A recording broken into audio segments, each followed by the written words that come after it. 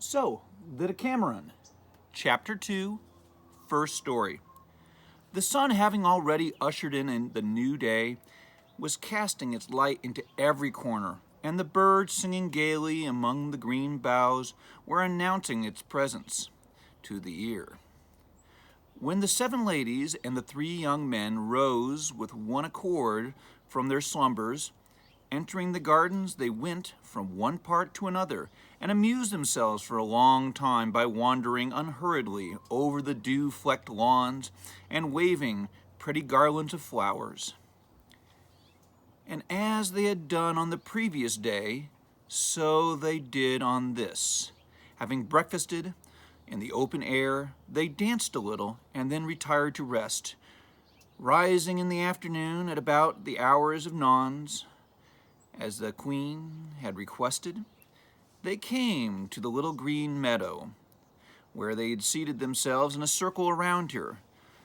She, looking most shapely and attractive, sat there with her laurel crown on her head, gazing in turn at each of her companions. And eventually she requested Nephili to open the day's proceeding by telling the first story. Whereupon, without awaiting further encouragement, Nephili cheerfully began in the following manner. It has often happened, dearest ladies, that a man who has attempted to hold people up to ridicule, especially in matters worthy of reverence, has merely found himself humiliated, sometimes suffering injury into the bargain. Hence, in deference to the Queen's wishes, and by way of introduction to our theme, I propose in this story of mine to tell you what happened to a fellow citizen of ours who, after running into serious trouble, escaped far more lightly than he had anticipated. Not long ago there lived in Treviso a German whose name was Arrigo. He was just a poor fellow who carried people's heavy goods for hire, yet everyone regarded him as a man of honest and very saintly ways. Whether it is true or not, I cannot say, but the Trevisans claim that when he died, all the bells of the cathedral in Treviso began to ring of their own accord. This was taken as a miracle, and everyone said that Arrigo must be a saint. The whole of the populace, therefore, converged on the house in which his corpse was lying, and from there they conveyed it to the cathedral, treating it as though it were indeed the body of a saint. People who were lame or blind or paralyzed were taken to the church, along with others suffering from any kind of illness or infirmity, in the belief that they would all be cured by contact with Arrigo's body. This actually is a real story. In the middle of this turmoil, with people rushing hither and thither, 3 fellow citizens of ours, whose names were Stecchi, Martellino, and Marchesi, happened to arrive in Treviso. These 3 used to do the rounds of various courts, where they would entertain their audiences by putting on disguises and making all manner of gestures, by means of which they could impersonate anyone they pleased. They had never been to Treviso before and were surprised to find so much commotion. But when they heard the reason, they immediately wanted to go and see for themselves. After calling at an inn where they left their belongings, Marchese said, "We ought to go and inspect the saint. But I can't see how we are to reach him, because from what I have heard, the square is swarming with Germans." Now, by the way, this is a region where German is spoken. They're not actually coming from what we would call Germany. To say nothing of the armed men stationed there by the ruler to prevent disturbances. And in any case, the church itself is said to be crammed with so many people that it can hardly take another living soul. "Don't be put off by a little thing like that," said Martellino, who was eager to see what was going on. "I shall certainly find a way of reaching the saint's body." How? Said Marchese. Like this, replied Martellino,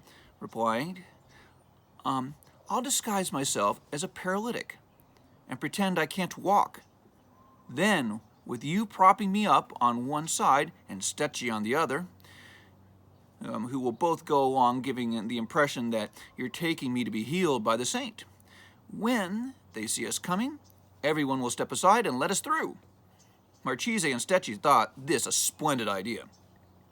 So all three of them promptly left the inn and went to a lonely spot where Martellino contorted not only his hands, fingers, arms, and legs, but also his mouth, his eyes, and the whole of his face, becoming such a horrifying spectacle that no one would have taken him for anything other than a genuine case of hopeless and total bodily paralysis. In this state he was taken up by Marchese and Stecchi, and they headed for the church, with pity written all over their faces, humbly beseeching all those blocking their path to make way for the love of God. They persuaded people to move without any trouble, and in brief, to accompaniment of almost continuous cries of make way, and with all eyes turned in their direction, they arrived at the place where the body of Saint Arrigo was lying. There were some gentlemen standing round the body, and they quickly took hold of Martellino and laid him across it, so that it might help him regain the use of his limbs. Martellino lay there motionless for a while, with all eyes fixed upon him, to see what would happen. Then, like the skilled performer that he was, he began to go through the motions of straightening out his fingers, then a hand, then an arm, and so on, until he had unwound himself completely. When the people saw this, they applauded Saint Arrigo so rowdily that a roll of thunder would have passed unnoticed. Now it happened that there was a Florentine standing nearby, and although he was very well acquainted with Martellino, he had failed to recognize him when he was first let in, because of the grotesqueness of his appearance. But when he saw him standing up straight, he knew at once who it was, and he burst out laughing and said, God damn that fellow! Who would have thought, to see him arriving, that he was not really paralyzed at all? What? Exclaimed a number of Trevisans, who had overheard the Florentine's words. Do you mean to say that he was not paralyzed? Heaven forbid, the Florentine replied. He has always stood as straight as the rest of us. But as you could see just now, he has this extraordinary knack of disguising himself in any manner that he chooses. There was no need to say any more, for on hearing this, they forced their way to the front and began to shout, Take hold of the blasphemer or swindler. He comes here pretending to be a cripple, poking fun at our saint and making fools of us when he wasn't really crippled at all. And so saying, they seized him and dragged him away. Then they took him by the hair, tore every stitch of clothing from his back, and started to punch and kick him. In fact, everybody within sight was bearing down upon him, or so it seemed to Martellino. Mercy, for love of God, he cried, defending himself as best he could, but it was of no use, for more and more people were piling on top of him every minute. When Marchese and Stecchi saw what was happening, they began to have serious misgivings. Fearing for their own safety, they dared not go to Martellino's assistance. But on the contrary, they yelled, Kill him! As loudly as anybody else, at the same time trying to devise some way of rescuing him from the hands of the mob.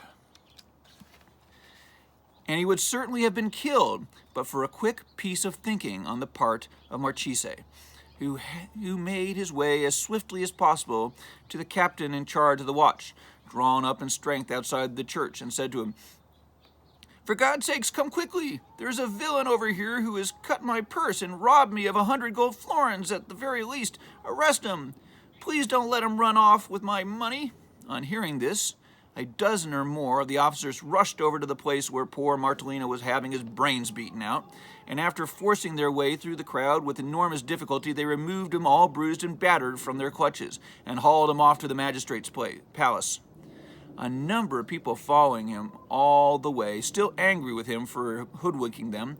And when they heard he had been arrested as a cutpurse, they too began to claim that he had stolen their purses, thinking this as fair a way as any of making life unpleasant for him. The magistrate, who was of a harsh disposition, no sooner heard these accusations than he took him aside and began to interrogate him on the matter. But Martellino gave a facetious answer, as though quite unconcerned about his arrest. This upset the judge, who had him fastened to a strapdo and ordered him to be given a series of good hard blows with the intention of extracting a confession from him before he was hanged. When they let him down, the judge asked him whether the accusations brought against him were true. He replied, since a straight denial would have been useless, "Sir, I am ready to confess the truth, but make each of my accusers say when and where I cut his purse, and I will tell you whether or not I did it." "A good idea," said the judge, and he ordered several of them to be summoned. One of them claimed that his purse had been stolen a week before. Another said 6 days, another 4, and some of them said they had been robbed that very day, whereupon Martellino retorted, "Sir, they're all a lot of barefaced liars, and I can prove it to you, because I only arrived in this city for the first time a couple of hours ago. I wish to God I had never set foot in it at all. As soon as I arrived, I went to have a look at the body of the saint, where I had the ill luck of being given a good drubbing, as you can see for yourself. Asked the customs officer of the city gates, consult his register, ask my landlord, and they will all bear out what I have told you. And if you find I am telling the truth, I beg you to listen no further to these vicious perjurers. Please don't let me be tortured and put to death." Meanwhile, with the matter proceeding along these lines, word had reached Marchese and Stecchi that the judge was giving him a rough handling and had already put him on the strappado. "We have made a fine mess of things," they said, shaking with fright. "We have taken him out of the frying pan and dropped him straight into the fire." By the way, out of the frying pan and into the fire was used in Italian about 2 centuries before it was used in English. Being determined to leave no stone unturned, they tracked down their landlord and explained to him what had happened. The landlord, who was highly amused at their tale, took them to see a man called Sandro Angolanti, a Florentine living in Treviso, who had considerable influence with the ruler of the city. Having acquainted him with all the facts, the landlord turned the other two in pleading with him to intervene on Martellini's behalf.